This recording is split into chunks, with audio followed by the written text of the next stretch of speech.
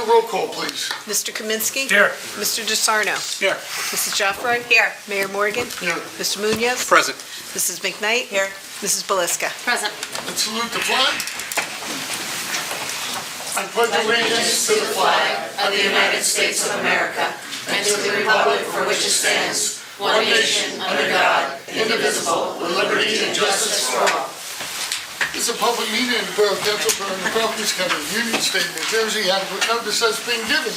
In accordance with PL 1975, Chapter 231, the annual notice or revision was made in conformance with Section 13 of the Act. Tonight we have a police promotion. Wendy, please read the title. Resolution appointing Thomas Hoppy to Sergeant in the Police Department of the Borough of New Providence. Have a motion. So moved. Second. Roll call, please. Mr. Kaminsky? Aye. Mr. DeSarno? Aye. Mrs. Joffroy? Yes. Mr. Munoz? Yes. Mrs. McKnight? Yes. Mrs. Belisca? Aye.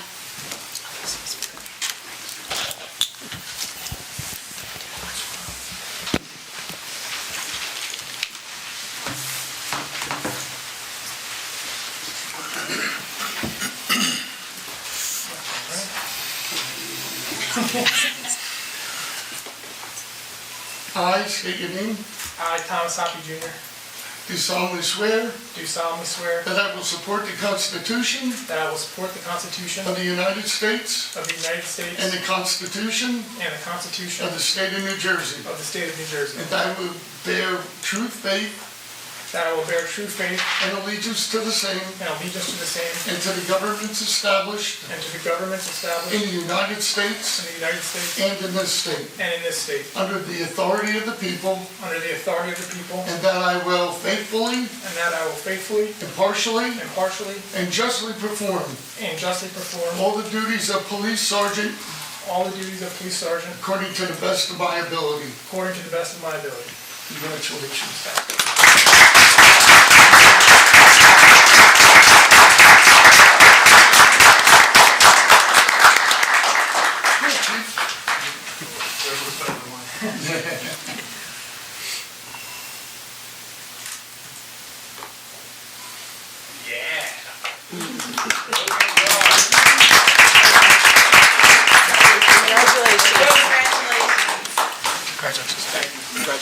Congratulations.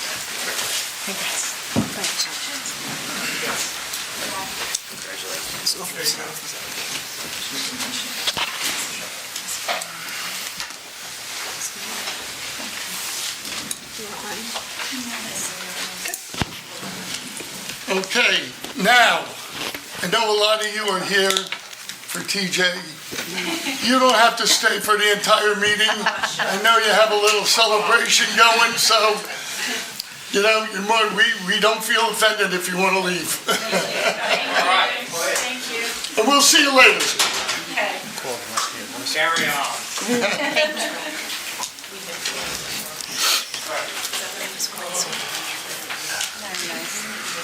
Thank you for your time. Of course, thank you.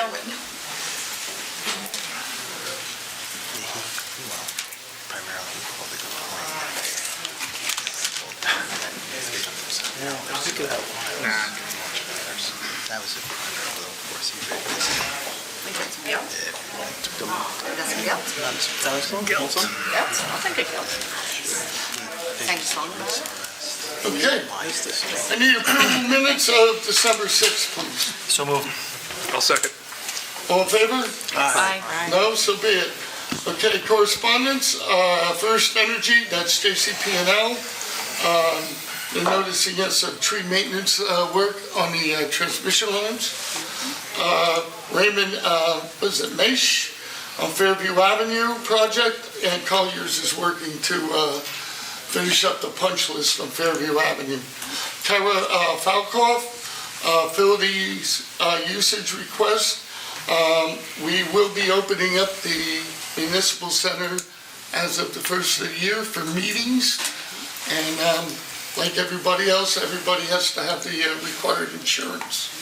Okay, New Providence Fire Department, we have Oscar Rojas and Marcus Weicker wanting to be members. Anybody have any discussion? Seeing none, go to council business, community activities. Pete? Resolution 2022-293 is a salary resolution.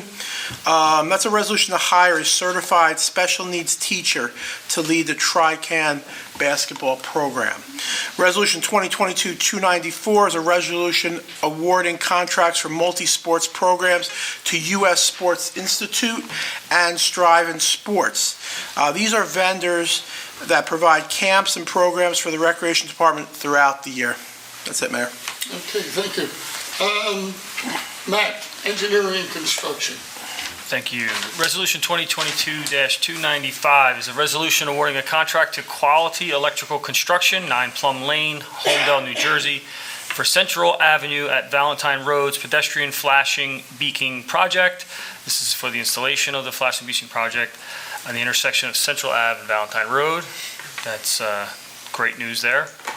Resolution 2022-296, resolution accepting the proposal of Collier Engineering and Design, DBA Mazer Consulting for professional engineering construction services regarding NJDOT for fiscal year 2022, Fairmont Road, Bromley Court, and Woodcrest Drive projects.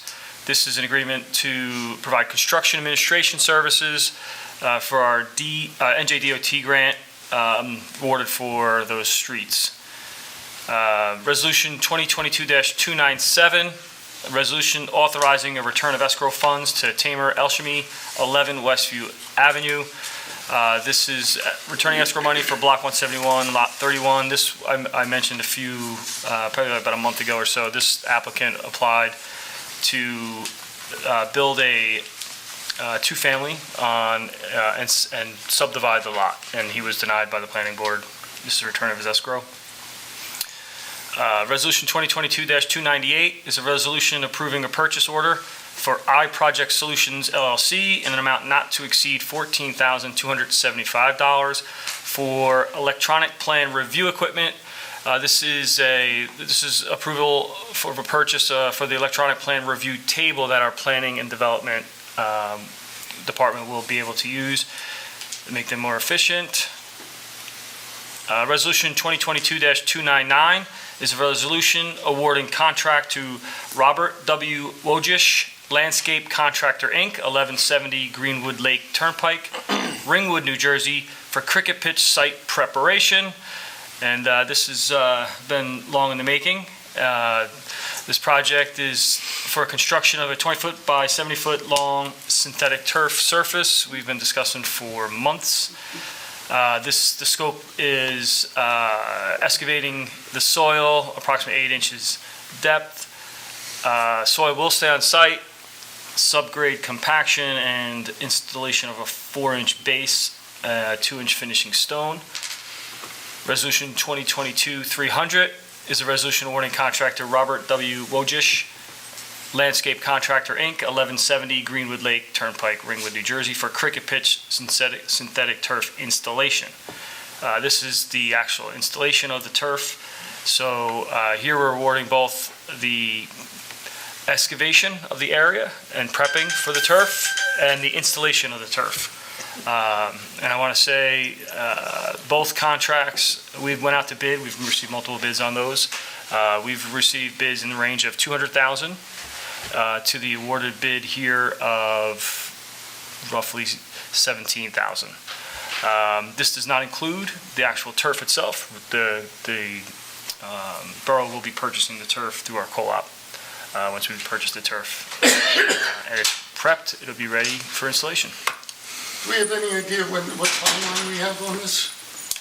They're ready to start as long as the weather holds. Perfect. Okay. I see some happy faces out there.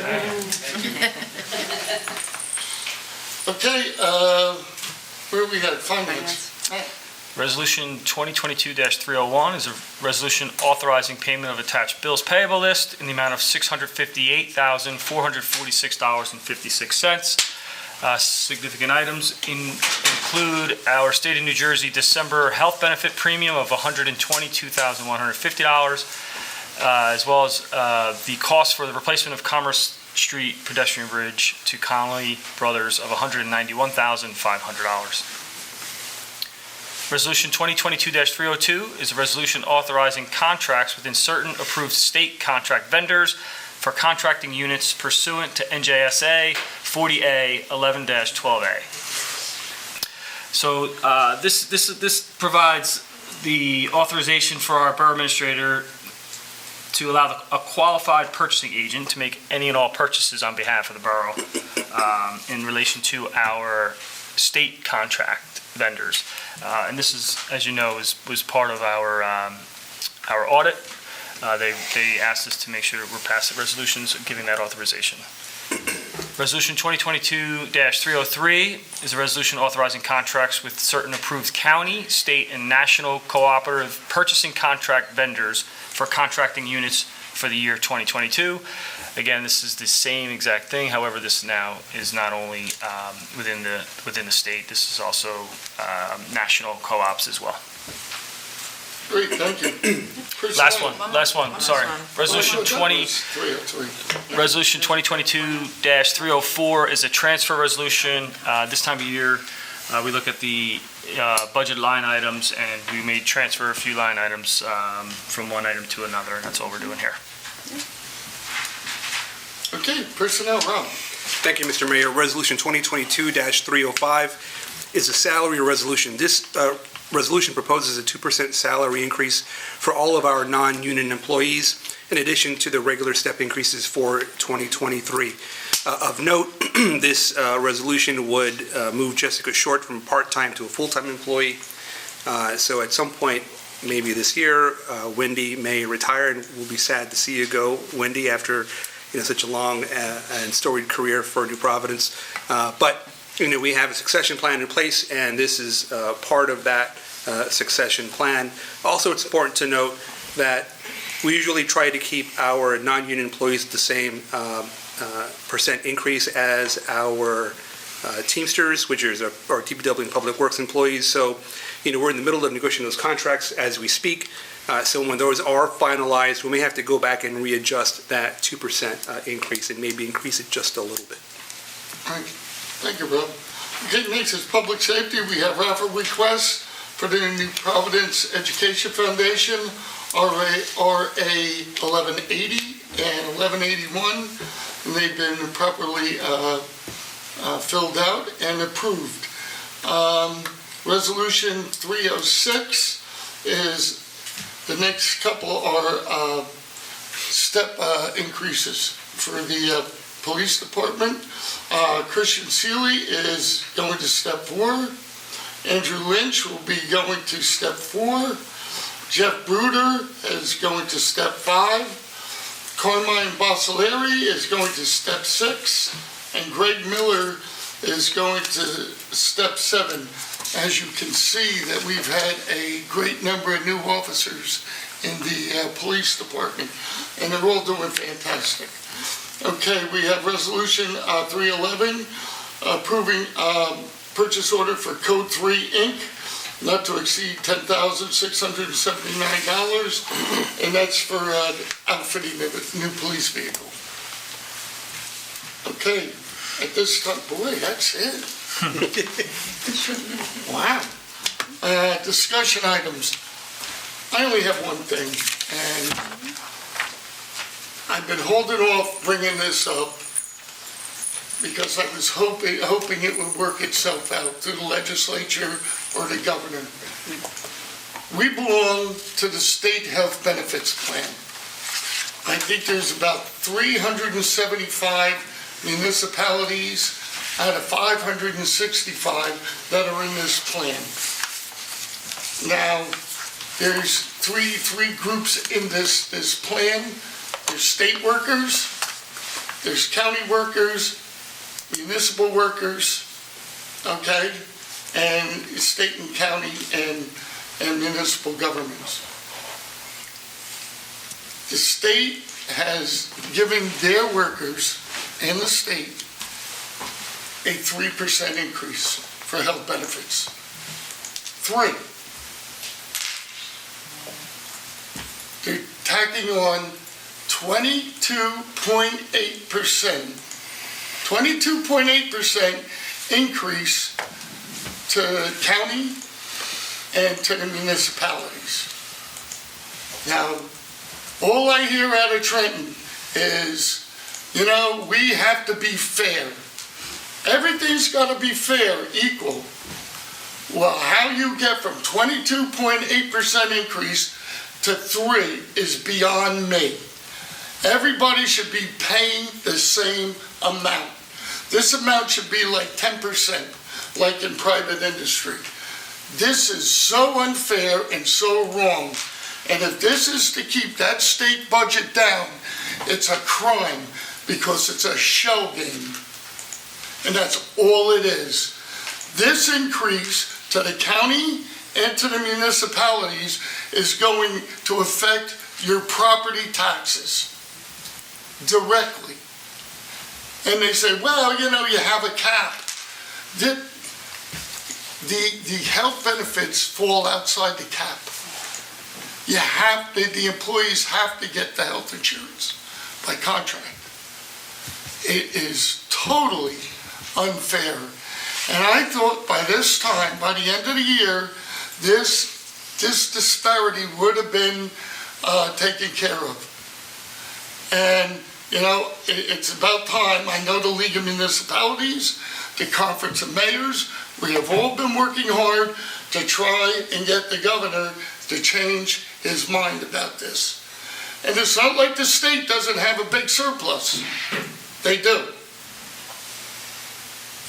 But this is wrong. And it's actually wrong on so many levels that, good, hardworking municipal and county employees are really getting the shaft. And you know what? The government entities thereof are too. So I just wanted to bring that up.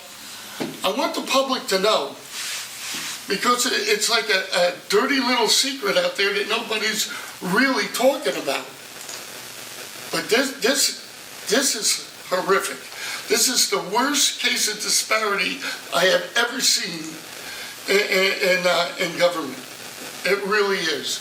So that's all I want to say about it. And I want the public to be aware of what's coming down the pike. So now for better news, we'll do committee reports. I do want to bring up the tree lighting, and my wife who chaired that thing, Christine, you did a great job. People said it was the best I've seen yet. The Al Elefante always does a great job. The high school chorus. It was just a really nice night for everyone. And the weather was pretty good too. So that's really all I have, except that the menorah line we just came from, which was it was always fun. Always have a good time. Plus you get a little food too, right? But it was great. And we do want to say Happy Hanukkah to our Jewish constituents, and also Merry Christmas to our Christian. And the holidays are supposed to be fun for everyone. Goodwill, brotherhood, and hopefully that's what we're going to see. And I'll tell you, thank God the weather's been relatively good. We got to look out for this weekend with the rain. Supposed to get some heavy rain, but no snow. Thank God. So hopefully we won't have flooding, but it's going to get very cold Christmas Day. So people just be aware and be safe. Okay, that's all I have. Okay. Matt?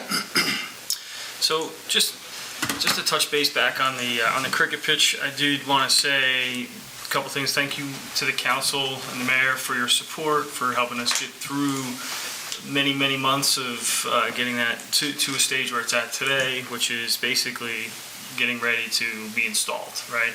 Like I said, the last thing we need to do is purchase the actual turf itself. I do want to thank the administration as well, Bernadette and your team, the recreation, for all their help and support and working with the cricket club as well to get that done. And lastly, I'd just like to thank the cricket club. I know there's a couple of members here. They've been coming to every meeting basically for 6-8 months now, right, in support of, council and offering their help in any way, in a polite and professional manner. So I just want to thank you guys for that. Really looking forward to getting that done. I had a meeting, I joined Councilman DeSarno meeting with Allison Smith to just go through what our recreation department, has accomplished for the last year, and I'm sure he'll have a full report. And I just want to be on record, as I do every year, I'm probably one of the biggest fans of our recreation department. They are just truly head and shoulders above anything that I've seen in our area. They're just doing an incredible job, and that started with our rec director many years ago to our rec director only a few years ago to our new rec director, Allison. They've just been just carrying the torch and just making it better every single year. So I just wanted to thank them for that. That's it. Okay, Pete? Yeah, just to continue with that, so we met, myself, Councilman Comiskey, and our director, Allison Smith, on the 12th of December, and really it was just an excellent meeting, very, very well organized. She put forth a very thorough list of not only all the programming, and when you see it in totality, it's really impressive, not only from early, young to senior programming, physical activities, sports related to learning opportunities, really a nice spectrum of programming that our town enjoys. Talking about how she utilizes the facilities in town and leverages those to the greatest extent. So a very impressive meeting and really happy, as Councilman Comiskey said, with what's going on there. The Sustainability Committee is working hard on their list of 2023 activities that will come in front of council shortly. My one suggestion and feedback to them was maybe a good idea at that time to actually list what facilities requests we're going to need for some of those things at the same time, so it makes it more efficient when it comes before council. That's it. Okay, Nadine? Operations normal. Everything is quiet. Okay, Rob? Same, operations normal. Well, I'd be remiss to say, this is actually Rob's last meeting, even though we have our adjourned meeting. And I just want to thank you for your service over the last 12 years. It's a long time. Well, thank you. It's been my long pleasure. time. And I'm sure we'll have more to say at the adjourned meeting on the 4th. Something good to say about Rob. Yeah.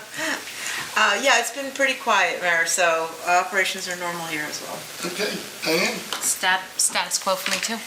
Wow. Can I just quickly ask about the lights downtown? I think they look fantastic. Everything going well there? Yes, yes. Good. So those are industrial grade Good. lights, so they're, the ones that they had before that were like half on, half off, they were not, they were not industrial or commercial grade, so we learned our lesson. Great. They look good. Yep. They look very nice. Okay. Bernadette, you're up. I'm up. I would like to congratulate the New Providence Police Department on being recommended for recertification accreditation for the 6th time.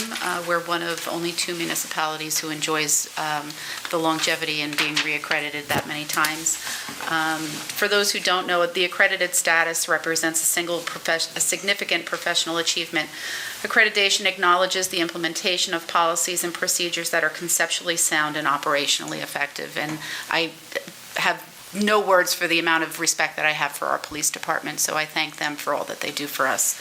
The municipal offices will be closed on December 26th and January 2nd in observance of the holidays.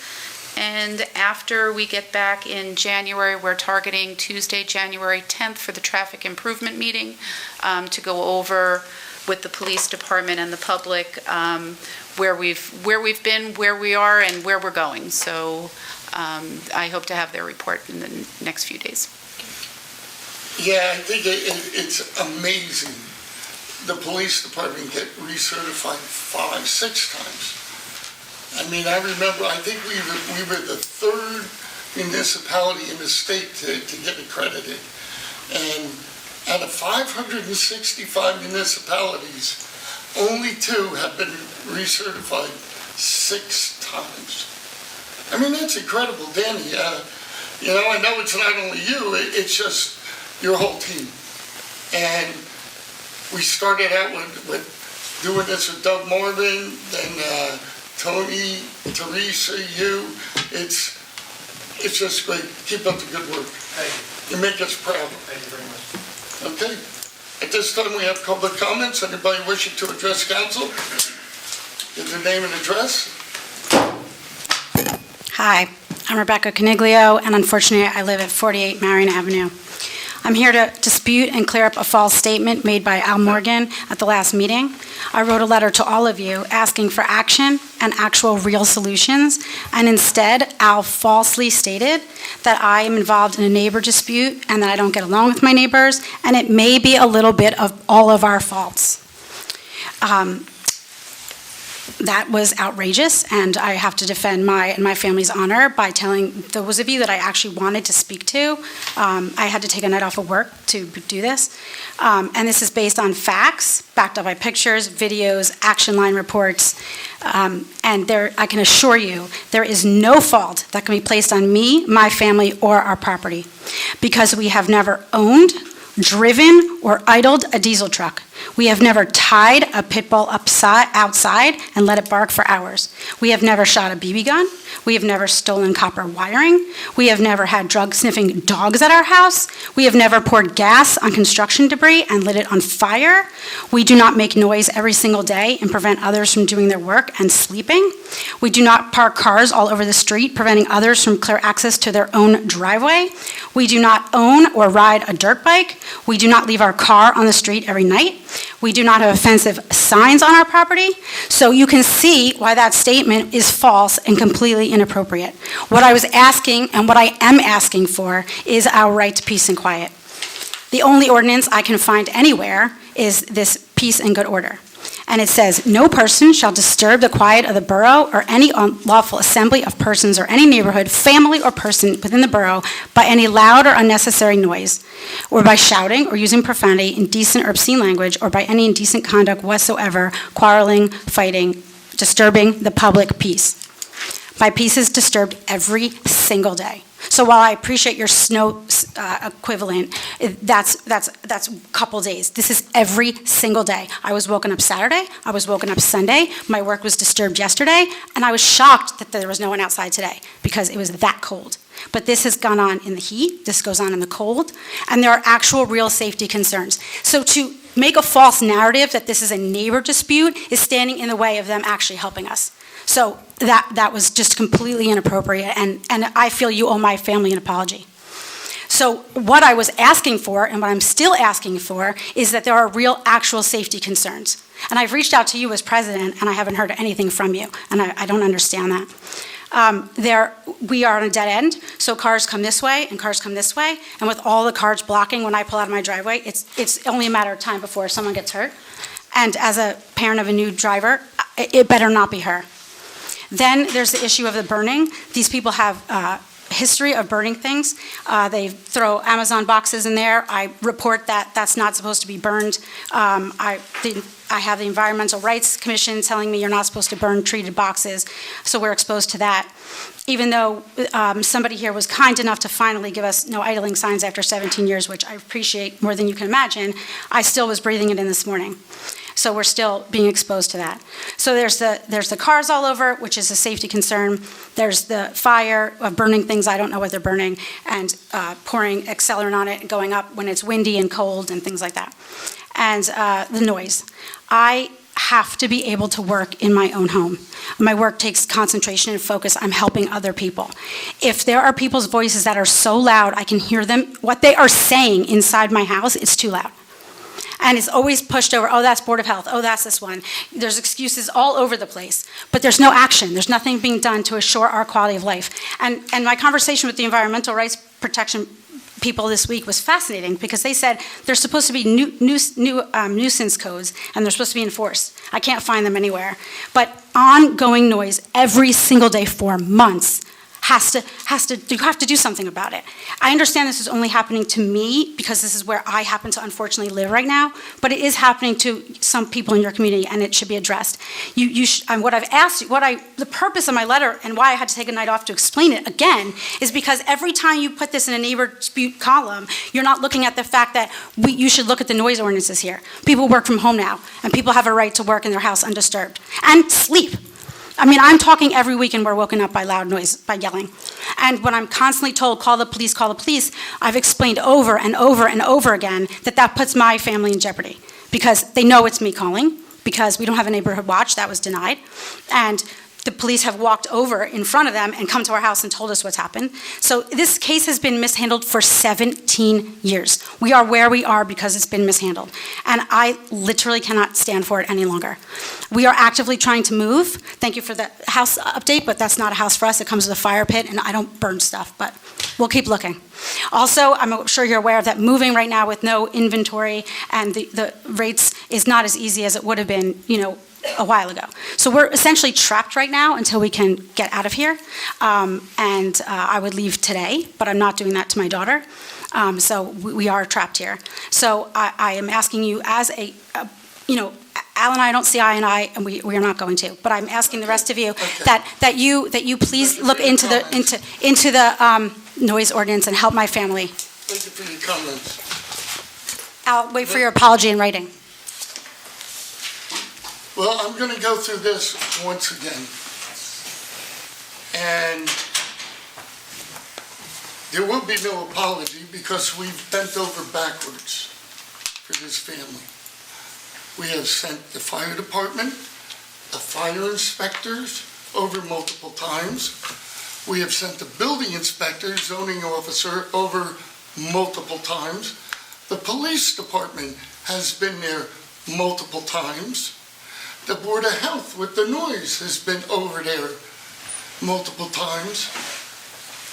There are no violations, at least at the time when they're called to go there. If you have a complaint and you see something going on, you have to call so somebody can get there and see it at the moment. That's the law. I can't break the law. The chief, Mrs. Caccaro, and I sat with the Caniglios for almost 2 hours and explained this. And I thought when they left, maybe I misperceived, but they understood. We put up the no idling signs up. And quite frankly, maybe we shouldn't have because that's like spot zoning. But they said they would feel much better, so we figured we'd accommodate them. A lot of people have neighbors that bother them. We have offered mediation. That was refused. They refused to sign a complaint. It puts my family at risk. Quite honestly, that family knows that they're signing the complaints and making complaints. And they brought in an attorney. I dealt with Mr. Rizzo, and I'll bring it to you, Paul. You're the legal attorney, and you can maybe explain the legalities better than myself, because clearly it's not registering. Well, I've never heard the other side to it, but even accepting what complaints we've gotten from her, the fact is, taking that as true, it's boorish and childish behavior, I think, from the neighbors. Based on how she presents it, you can't legislate that type of behavior, unfortunately. And the biggest issues I've seen, she's had issues with, as she mentioned, signs. There's freedom of speech. We cannot do anything about that. Noise ordinances are notoriously impossible to enforce. You actually have to have meters, and they have to go beyond certain levels. I've been an attorney for 41 years. I've never seen nor heard of anyone convicted of violating a noise ordinance. But the biggest thing is, and a problem, unfortunately, is she just stood here and said, well, she doesn't want to get the police there when it's happening out of some concern. Well, if she's not going to do it, there's nothing we can do about it. And it falls to her, her family, if these violations are happening, they have every right to file their own complaint in the municipal court. And that's the only way. If she really thinks that they're violating the law, that's the only way it's going to happen. Paul, is she allowed to videotape it while it's going on? Sure she can. And then show it after, Sure so she that can. it's not at the moment, and maybe she wouldn't feel, She can videotape, and that could be evidence. And a complaint, but you have to sign a But you have to complaint. sign a complaint. And, I mean, I don't know, even if she says, well, she wants us to enact nuisance or noise ordinances, and obviously then to enforce those against the neighbors. Well, the only way you're going to enforce those against the neighbors is if she's a witness, or her family's a witness. So it's just incongruous in terms of what she's asking. And I've been dealing with this in particular for, I think, the last year plus. And I remember discussing this with Chief Gazaway, who was very frustrated at the time, that Chief Gazaway would make recommendations and she just refused to follow them. We, as the mayor indicated, I'm well aware that we've sent everybody there, we've done everything we can, and she's just refused any direction or suggestion and blames us for her unhappiness, unfortunately. Can I just ask a question? So, you brought up noise ordinances, right? And we are working from home, right? I work from home, and it gets very difficult when, landscapers are outside, right? This neighbor was on Monday, this neighbor's on Tuesday, my guy's going Wednesday, I gotta work. But you mentioned noise ordinance. I mean, what are our options for noise ordinances for people work from home? Are there any? I don't know if there are. I'm asking.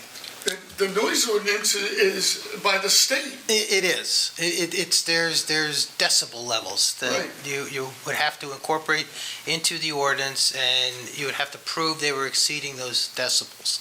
Otherwise, you're really talking, I think more than noise, maybe a nuisance issue is what she's talking about. All I can say, it's possible, but she would have to be the complainant. She would have to be the witness and present her case and let a judge determine if these people are maintaining a nuisance. I'm not saying she's wrong, but that's what she has to do. When she refuses to call the police because she says, well, they're going to know who called, and as the mayor said, of course, they're going to know anyway, how are we supposed to enforce that? And that's really for the police to enforce, and they can't do that.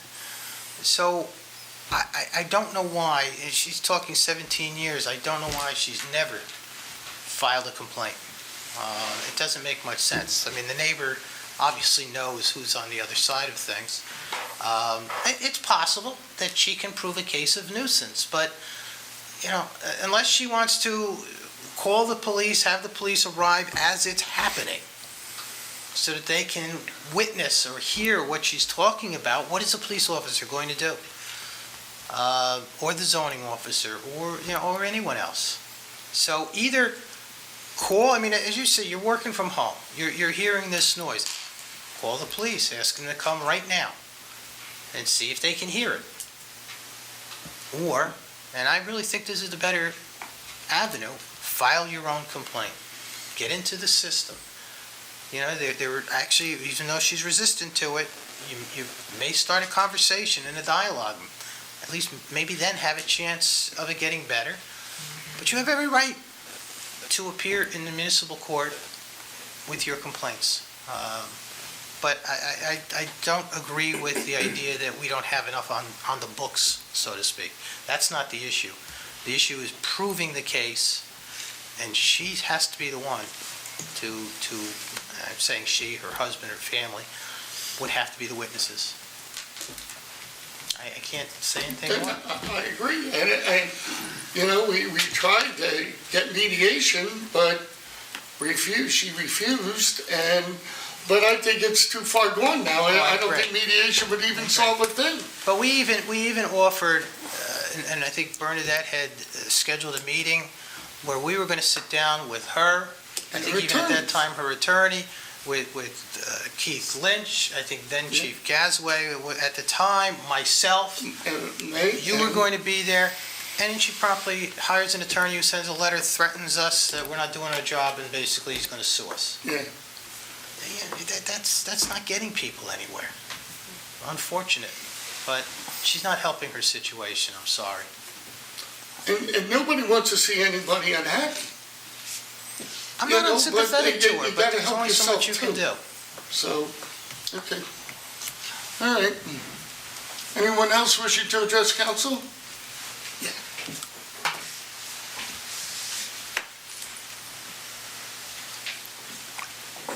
Good evening, everyone.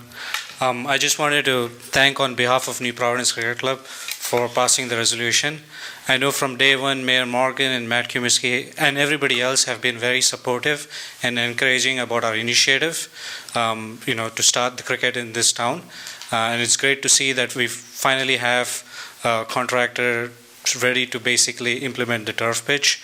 And one of the requests that we have is if we can try and at least finish it by end of February, just because we now have a very diverse set of members, including women and kids.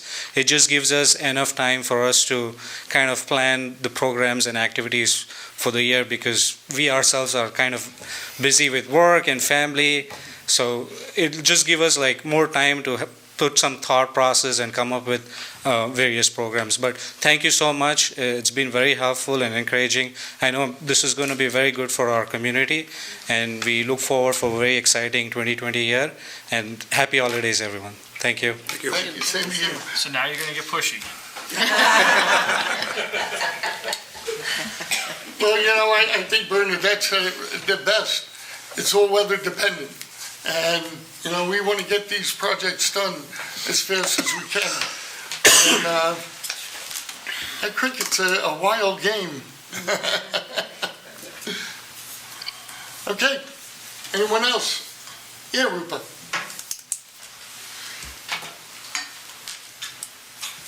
Good evening, everyone. Rupa Kale, 35 Delaware Avenue. I'm here to ask when whether it's DeCorso or municipal buildings would be opened up to allow different committees in town to meet. I know that DeCorso, we used to meet there as part of the Dems Club, we used to meet there for years. And then Ida happened, and of course COVID happened, completely understandable. Buildings were all closed, but where DeCorso has resumed events for seniors, for example. I know there are meetings taking place in this building, and there are lots of committees in town that could really use once-a-month meetings or twice-a-month meetings, and so I'm really here to request and ask, when can we At the beginning of the meeting, resume we them? did address it. Okay. And Bernadette, there's not going to be Sorry. meetings at the DeCorso, but you can have events. So post-Ida, post-COVID, post-renovation, we have repurposed the DeCorso Center, so we are running programs there through REC. The municipal center will be open for meetings. You can request a meeting space here on any day of the week. We do have a custodian who works until 10 o'clock, which is really our deciding factor for keeping things out of the DeCorso Center, because there's supervision here. Okay, so if we wanted an hour once a month. You'd have to put in the A online request, and if In we the can building. accommodate, yeah. And plus, you need the insurance. Yes, of course. Yes. Yep. Well, thank you very much. I Okay. appreciate it. Happy holidays. Same to you. I'd just like to clear up one thing, that there weren't meetings, right, in the building this year. No, there was Right. not. Nobody was meeting in the building, Because not one the person. correspondence is no one was being denied for any specific reason. It just wasn't open for meetings this year, and it is going to be open going forward. Thank you. Anyone else? Yes, Alan.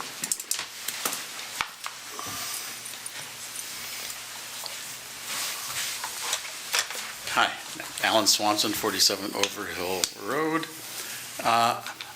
Previous discussion on Marion Avenue brings a question to mind. Is there a regulation related to the use of the fire pits? Is there any? You can use fire pits. You can? Yeah. Okay. And if it gets like looking dangerous or anything, then you would, I guess, ask the neighbor or something, because sometimes they get a little, okay, that's fine. Thank you very much. What I wanted to talk about was last year during the budget process, I came before you on more than one occasion talking about the American Rescue Plan funds not being included in the normal budget cycle process, and it was in the regular budget process, and so that's from earlier this year. What I'd like to do is request that the coming budget cycle that you not include the other half of the American Rescue Plan funds in the normal budget process. The reasons for this are, first of all, you're not required to commit the use of those funds until December 31st, 2024. And the second reason is that you're not committed to actually spend those funds until December 31st, 2026. And the third is that virtually every recommendation, every suggestion, all of the guidance that's coming from the Treasury Department related to these funds says don't include them in your regular budget process. Don't use them for your regular I'm not sure budgeting. I understand what you mean by regular budget. Well, you're going to introduce the budget sometime between February, March, and have a hearing before the public. I don't understand what the question is. So these funds that we have received, that we earmarked for infrastructure projects within our budget cycle, not in our budget. So I'm not sure I understand what you mean by No, they're not. They're not part of the operating budget. We have not used them towards the operating budget, not one penny. Right. Okay, I guess maybe I'm not explaining. No, that's why I'm asking. Last year, you included them for the hearing process. We presented to the when they were public presented and all of that what we was would in use. the regular budget cycle process. We agree with that. It's capital budget versus operating Oh, budget. the regular capital budget, that's fine. But it was We included. just My point is, communicated to the public the projects that we were earmarking for those funds. That's correct. Okay, the point is that all of the guidance says that you should be receiving input into how those funds are earmarked prior to introducing them in the regular capital budget process, whatever we want to call it. The input is considered to be separate. That's what the guidance from the Treasury Department has been, and it's been rather clear. And there are many, I can bring a list at some point, but they're all over the country. There are examples of municipalities that have gotten allowed for input from the public prior to deciding how those funds would be earmarked. I remember, and you brought an example of a community, and I believe that community had a $60-70 million budget or funds to spend or something in that respect. Okay, but does that make a difference to you? I'm just curious, because I do think that makes a big difference we have some infrastructure projects that we earmarked, very important infrastructure projects that we earmarked the $1.3 million in funds that we were going to spend over the next year or two. Well, you earmarked half of it last year. You indicated that you were going to discuss the other. We plan out 5 years in advance. We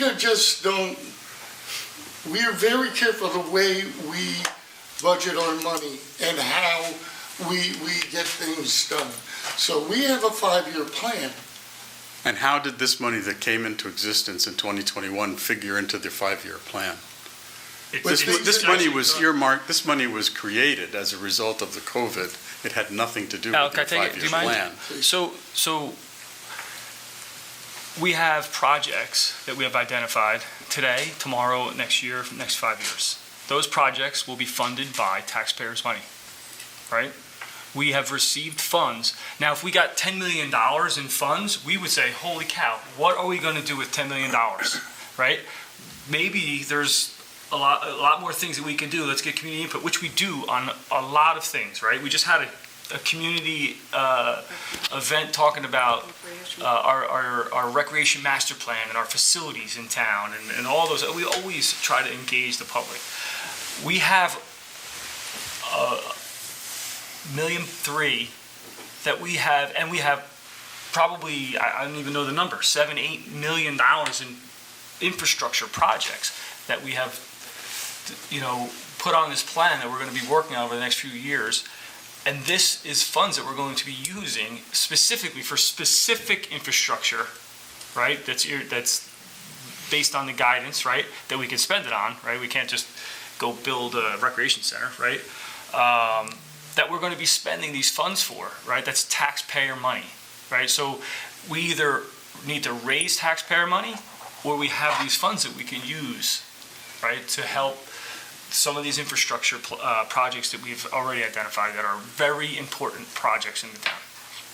My point is that the guidance related to these specific funds said you should receive input from the public as to how to use these rather unique funds. These funds were created as a result of the crisis related to COVID-19. We agree on that. These funds were not something these funds were unique. These are funds that you had no anticipation that you were going to receive in your 5-year plan. Is that correct? What the funds they were saying was to be used for infrastructure. No, there are 4 different categories. Infrastructure happens to be one of them. And that's what we need in this town. Perhaps what I'm saying is that why aren't you willing to accept the guidance for the use of these funds from the Treasury Department in allowing the public to provide input prior to determining which infrastructure projects you want to do? The point is that last year at the budget cycle, it was identified by that you have less than $1 million in discretionary funds from the budget each year. This was a $1.3 million plus that you've received from the federal government, unanticipated funds, unique, not in your 5-year plan. And the specific guidance was you should seek input from the community as to how this money should be used. You're not doing that. You're having your finance committee go through the normal process of selecting use of these funds. And all I'm saying is that I would like you to consider, I asked you last year and you didn't. I understand that it was in the process. I'm here tonight to say we're still ahead of the process. Why can't we listen to the guidance of the Treasury Department and allow for some kind of a meeting to discuss the use of these funds? They don't need to be in the 2023 capital budget. You don't need to commit even to spending these funds until December 31st, 2024. We'll take it under advisement. Okay. Thank you. Thank you. Anyone else wishing to address council? Seeing no one, I declare the public comments closed. I need a motion on items 1 through 20. So moved. Second. Roll call, please. Mr. Knight? Aye. Mr. DeSarno? Aye. Mrs. Dowd? Yes. Mr. Munoz? Yes. Mrs. McKnight? Yes. Mrs. Belisca? Aye. Okay, this time, motion for adjournment. So, second. All in favor? Aye. No? So be it. I want to say Happy Hanukkah, Merry Christmas, and Happy Holidays to everyone. And have a healthy one. And I guess I should say Happy New Year, too. Happy New Year. Because we're not going to be meeting till the 4th.